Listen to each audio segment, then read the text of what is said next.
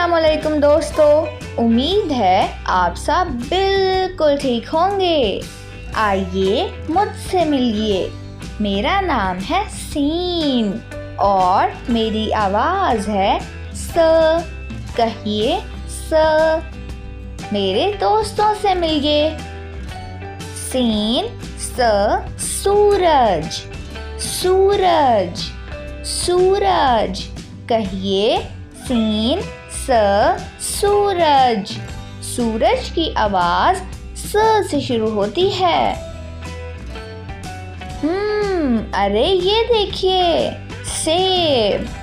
Scene स सेब, सेब, सेब।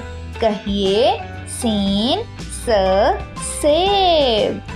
सेब की आवाज स से शुरू होती है। सेब लाल रंग का एक मजेदार फल है।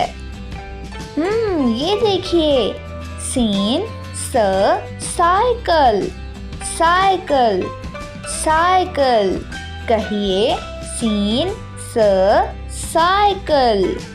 साइकिल की आवाज स से शुरू होती है। अरे ये देखिए, ये क्या है? सीन स सीटी, सीटी, सीटी। कहिए सीन स सीटी। सीटी की आवाज स से शुरू होती है। तो चलिए सब मिलकर कहिए, सीन स सूरज।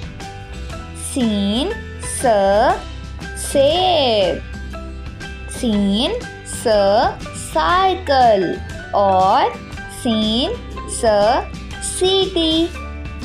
इन तस्वीर को देखिए और कहें, सूरज, सेब, साइकिल और सीटी।